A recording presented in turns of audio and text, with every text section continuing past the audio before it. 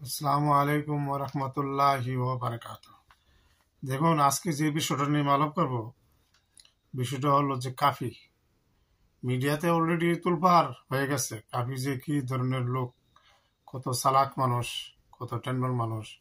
এটা মিডিয়াতে একদম আলোড়ন সৃষ্টি হয়ে গেছে।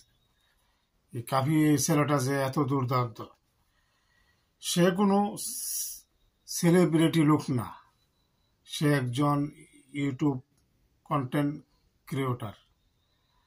তো সে যেই দুঃসাহসিকতা দেখাইছে, ধানমন্ডি শেখ হাসিনার বাড়িঘর ভাঙছে ছাত্র জনতা, যারা আন্দোলনের সাথে জড়িত ছিল, শেখ হাসিনাকে উৎখাতের মধ্যে, আন্দোলনের মধ্যে যারা জড়িত ছিল তারাই শেখ হাসিনার বাড়িঘর ভাঙছে। এখন কাফি যে লোকটা, সে তো একজন ইউটিউব কন্টেন্ট ক্রিয়েটর, হ্যাঁ এত ইন্টারেস্ট করে, একদম মিডিয়াতে প্রপাগান্ডা চালায়, নানান ধরনের মিডিয়ার লোকও আবার ফোন করে আনে, হ্যাঁ আবার ব্রিফিং দেয়, প্রেস ব্রিফিং দেয়, এই ধরনের উস্কানিমূলক। দেখুন, বাংলাদেশের যে রাজনীতির প্রেক্ষাপটটা, এটা মনে করেন খারাপ একটা সংস্কৃতি। উন্নত বিশ্বে দেখেন, ইউরোপে দেখেন, আমেরিকাতে দেখেন, অস্ট্রেলিয়াতে দেখেন, সরকারের পরিবর্তন হয় 5 বছর মেয়াদে, 10 বছর মেয়াদে পরিবর্তন হয়, এটাই স্বাভাবিক। এক দল তো আর সারা জীবন থাকবে না।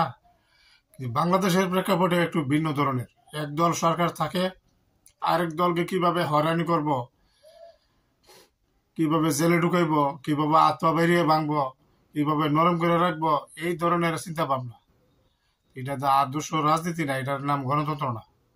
আমি ক্ষমতাতে আছি, হ্যাঁ মিথ্যা মামলা দিয়ে জেলে ঢুকাই দেবো, হ্যাঁ বাড়ি ঘর জ্বালাই দেবো, এটা করবো সেটা করবো। এটা কিন্তু গণতন্ত্রের নীতির বাইরে। যাই হোক, আমি সেই প্রসঙ্গ যাচ্ছি না। আজকে যে প্রসঙ্গটা হলো কাফি। কাফি ছেলেটা যে ধরনের উস্কানিমূলক মিডিয়াতে প্রচারণা চালাইছে, প্রপাগান্ডা চালাইছে, আওয়ামী লীগের বিরুদ্ধে চালাইছে, আর 32 নম্বরের বাড়ি বাঙ্গার বিরুদ্ধে চালাইছে। এমনিতেই শেখ হাসিনার দল, আওয়ামী লীগ দল, তারা দেশ ছাড়তে বাধ্য হয়েছে গণ আন্দোলনের মাধ্যমে, আবার তাদের বাড়িঘর জ্বালাই দিতেছে। এমনি কিন্তু তারা রাগে খুবই ফুসে আসছে। আবার অন্যদিকে কাফি নানান ধরনের প্রপাগান্ডা চালাইতেছে, ইউটিউবে ভিডিও ছাড়ে, নানান ধরনের উস্কানিমূলক কথাবার্তা, বক্তব্য। মনে হইতেছে জানি হ্যাঁ সরকার না হ্যাঁ কি, এটা নিজের নিজে মনে বুঝাইতেছে না। যাই হোক, হ্যাঁ যে আচরণটা করছে, হ্যাঁ যে নীতিটা দেখাইছে, এটা খুবই খারাপ। এটা খুবই খারাপ। শেখ হাসিনার বাড়ি ভাঙছে, এটা সরকার বর্তমানে উপস্থিত আছে, এটা সরকার বুঝবে। অন্যরা তো এই বিষয়ে নাক গালানোর কোনো দরকার নাই। এটা তো উস্কানিমূলক। আজকে শেখ হাসিনার বাড়িঘর ভাঙছে, আওয়ামী লীগের নেতাকর্মীরা বাড়িঘর ভাঙছে, এই যে রাজনীতির ধারাটা, এরপরে যারা সরকার আসবে, আবার যখন কেউ সরকার পরিবর্তন হইবে, আবার এরকম ঘটনা ঘটবে। এইভাবে চলতে থাকবে, চলতে থাকবে। আমি খারাপ, উদাহরণস্বরূপ শেখ হাসিনা খারাপ, আওয়ামী লীগের দল খারাপ, তারা অশুভ, বিতিমিস, মানে প্রচুর খারাপ। তাদের চেয়ে খারাপ লোক নাই। কিন্তু আপনারা তো খারাপই দেখাইলেন। আপনারা সভ্য আদর্শ রাজনীতি দেখায় প্রমাণ করতেন যে না, তোমরা মতো আমরা রাজনীতি করি না, আমরার মধ্যে কিছু রাজনীতির গুণমান আছে, আদর্শ আছে, আপনার মধ্যে মেধা আছে, মেধা শূন্য না। এখন তো আপনারা যেটা করছেন, যারা 32 নম্বরের বাড়ি ভাঙচুর করছে, এটা কিন্তু আওয়ামী লীগের ফেসিবাদীর মতোই হয়ে গেছে। তারা ওই দলীয় হইল খারাপ। এখন খারাপ আর বালা যাচাই করার মতো কোনো নেতা এন নাই। এন সব একই, চাইল্ড টাইল সব মিক্স, সব এক। যাই হোক, ওইভাবে কথা বলতে গেলে অনেক কথা আসে, কথার প্রেক্ষিতে কথা আসে। তো না বইলে ফারা যায় না, দু একটা কথা বইলে ফেলাইলাম। আপনারা আবার কিছু মনে করেন না, আমি কথা প্রসঙ্গে কথা টানলাম। কারণ কি, বহির্বিশ্বে দেখেন আমরা লজ্জিত, অপমানিত। আমরা যে আমরা কবে আমাদের মাঝে যে মেধা খুলবে, জ্ঞান বুদ্ধি বাড়বে, আমি জানি না। এই যে বাড়িঘরটি যে বাংলো, আওয়ামী লীগের নেতাকর্মীর বাড়িঘর বাংলো, এটিভিতে দেশের একটা সম্পদ। তারা দেশ থেকে চলে গেছে, সরকারের পরিবর্তন হয়েছে। আপনারা এই সম্পদগুলি আপনার সরকারের হাতে নেন, এগুলি ব্যবহার করেন, সরকারের কাজে ব্যবহার করেন। তাহলে কি হইল, দেশের একটা স্মৃতি রয়ে গেল, দেশ উন্নত রইল, রাজনীতিরও সভ্য রয়ে গেল, সবকিছুই যেন ঠিকঠাক থাকতো।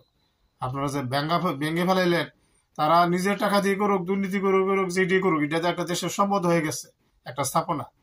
এটা বাংলাটা মনে হয় আমার বোধগম্য হচ্ছে না।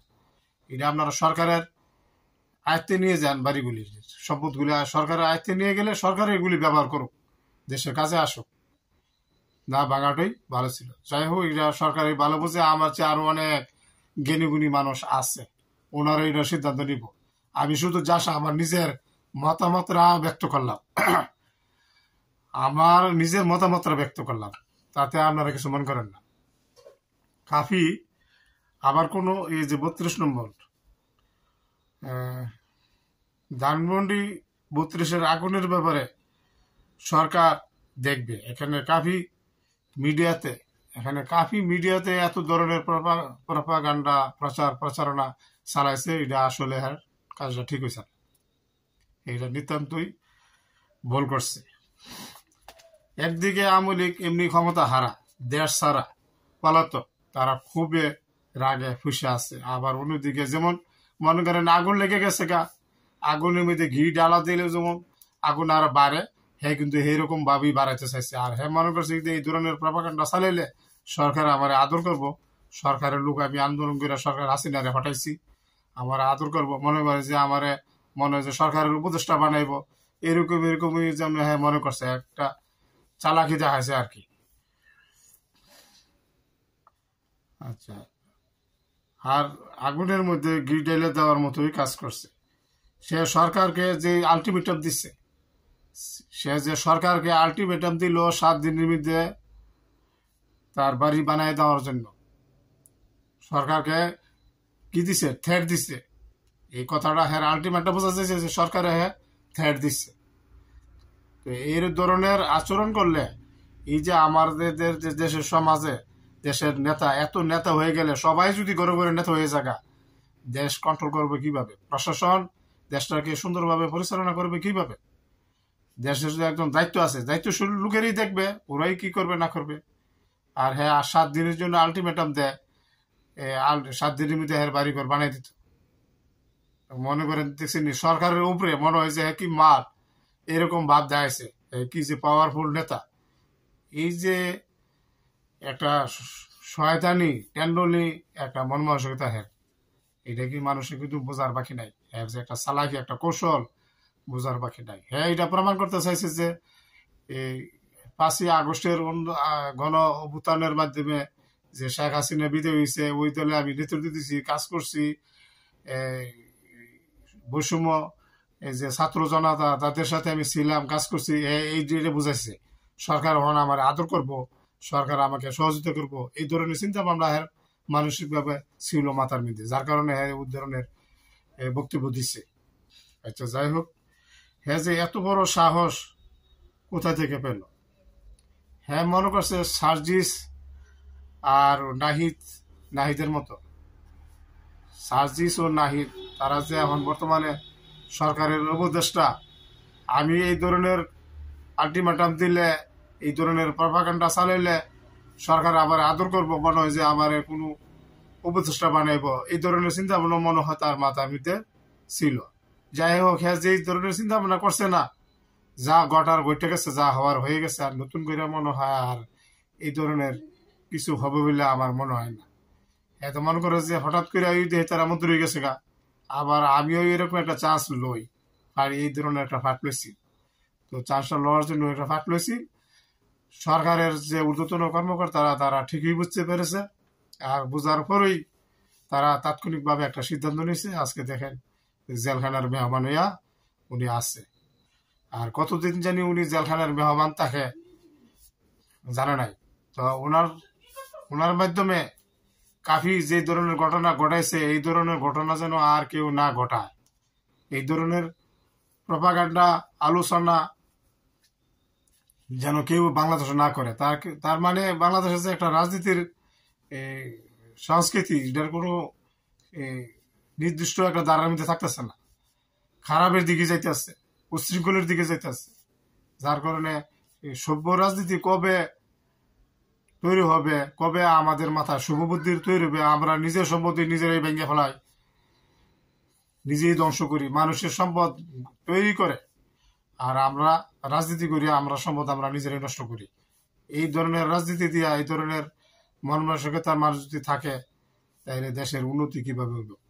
দেশ চালাইতে হইলে দেশের মানুষ সবাই সচেতন হতে হবে, সবাই জ্ঞানী হইতে হবে। এই যে এত উচ্চশিক্ষিত, এত সার্টিফিকেট দাঁড়ি মানুষও আছে, ভুল করে, তারা ভুল করে একজনকে আরেকজনকে পরাস্ত করার জন্য, হয়রানি করার জন্য, দাবিয়ে রাখার জন্য নানান ধরনের অবৈধ পন্থা অবলম্বন করে, যা যা গণতন্ত্রের দ্বারা ভিতরে পড়ে না, গণতন্ত্রের দ্বারা বাহিরে।